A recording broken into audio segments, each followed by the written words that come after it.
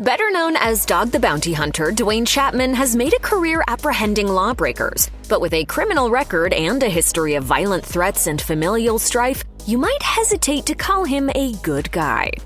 Chapman found fame as a man who brings criminals to justice, but in 1976, he was the criminal facing a conviction of first-degree murder. Chapman was booked during a cannabis deal gone wrong that ended in the fatal shooting of 69-year-old Jerry Oliver. Chapman wasn't the one who pulled the trigger, but he was in a vehicle waiting for the friend who did. Due to Texas law, he was sentenced to a 5-year spell in the Texas State Penitentiary. In those days in Texas, there was no such thing as accessory during, before, or after the fact. Chapman ultimately served 18 months behind bars, but the conviction continued to impact his life. If you've ever wondered why he's so fond of using a taser, it's because he's not legally allowed to purchase a firearm.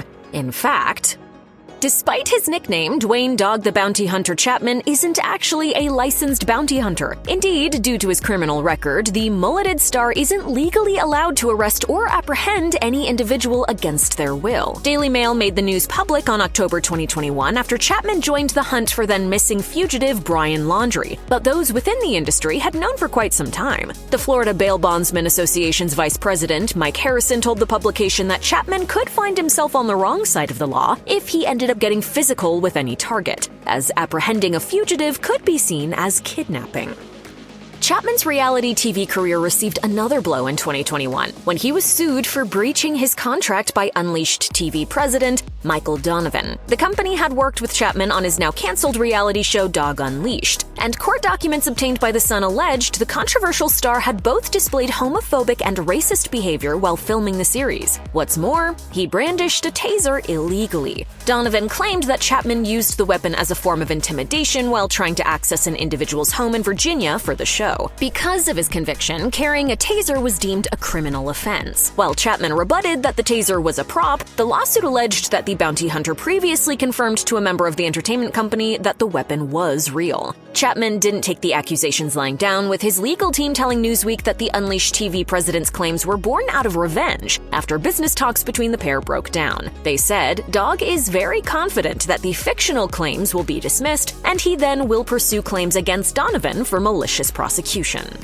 In 2021, Bonnie Chapman took to Facebook to deliver accusations against her father for everything from promoting harmful conspiracy theories to threatening her with violence. But it was the allegations of racism that garnered most of the headlines. Bonnie claimed that her dad had been fired by Unleashed TV for making racist and homophobic comments toward several colleagues working on his unaired show Dog Unleashed, and disavowed her father's regressive beliefs. Chapman refuted his daughter's damaging claims on Entertainment Tonight. I have never been a racist. I'm 33.5% Apache. 2021 wasn't the first time Chapman was accused of racism. Back in 2007, he was dropped by A&E after a phone conversation was leaked in which he repeatedly used the N-word while referring to his son Tucker's girlfriend. When asked about it in a 2021 interview with ET, Duane explained he thought he could use the slur. I thought I had a pass in the black tribe to use it, kind of like Eminem. When asked who'd given him the pass, Chapman explained that he used it often among black inmates while in prison. So that was a word that we used back and forth as maybe a compliment. Chapman continued to insist that using the word did not necessarily make him a racist, despite his interviewers' protests. Bonnie's accusations against her dad also included his alleged infidelity while married to his late wife, Beth Chapman. She wrote, "I hated him every time he did it, but I forgave him for that because I wanted a relationship with my dad." Bonnie even accused Duane of cheating while Beth was being treated for cancer. Duane firmly denied these assertions to ET, insisting he was at Beth's side every second of her treatment. He claimed he only left her at the hospital at the insistence of his family. I went home the night before she passed away with her mother and her sisters because they said she won't pass away, dog, with you standing here. Chapman got tongues wagging when just a few months after Beth's 2019 death, he began dating her former assistant and friend, Moon Angel. The news deeply upset Chapman's daughter, Lisa, who made her feelings clear on X by calling Angel disgusting and writing, "Any person who moves in on a man weeks after losing his wife, who you were supposed to be a friend to, is the lowest scum on the planet." She was just as scathing toward her father, calling him a fake. Chapman and Angel ultimately split up in February 2020. In a series of cryptic tweets, the latter appeared to lay the blame squarely at her ex. Chapman's relationship with Angel would not be his last controversial love affair. When he married his current wife, Francie Frayne, in 2021, he didn't invite two of his daughters, Cecily and Bonnie. As to why, Bonnie accused her father of homophobia, noting that she'd been left off the guest list because of her activist work. She wrote, "Francie's text message confirmed that the reason I wasn't invited to my dad's wedding is my choice to participate in social justice and BLM protests." Chapman later denied that this was a factor in her snubbing, instead insisting that it was because both Bonnie and Cecily had fallen into the wrong crowd. He even claimed to have arrested some of their friends in the past.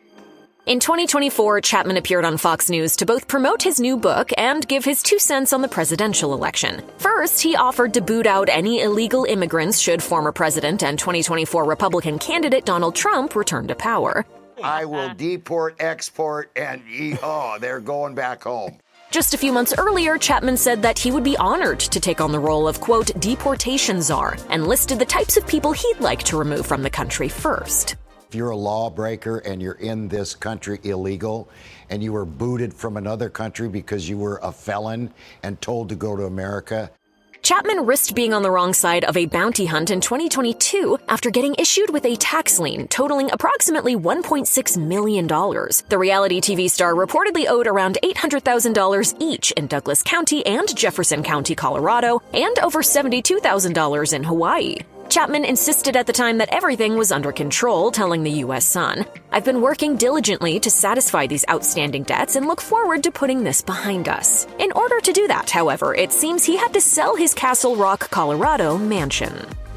A proud Republican, Chapman subscribes to the theory that President Joe Biden stole the 2020 presidential election, and he even compared the 46th to Adolf Hitler. While speaking at the Christian evangelical event Opening the Heavens, Chapman told the crowd, "Yeah, he stole it, little Hitler, because now we are going to show you God's manifestation." Even for the continually provocative reality TV regular, comparing the president to Hitler was one of his most polarizing statements. Chapman even went on to suggest Biden may suffer the same fate as the Nazi leader in the end. Hitler committed suicide. Hitler, you know why? Because he was caught. In 2023, Bud Light released a controversial advertising campaign featuring trans TikToker Dylan Mulvaney, and Chapman had an extreme reaction, threatening violence against the influencer. Speaking with Christian ministry founder Sherelle Barrera on Facebook, Chapman said that he wanted to, quote, rebuke Satan out of Mulvaney, threatening to attack her if they ever came face to face. He was condemned by some for his violent rhetoric, and even Bonnie and Cecily expressed apologies on their father's behalf. Eventually, Chapman walked back his remarks on the Two Guys from Hollywood podcast, claiming that he would actually defend Mulvaney if she was ever attacked, and that he regretted making her feel unsafe.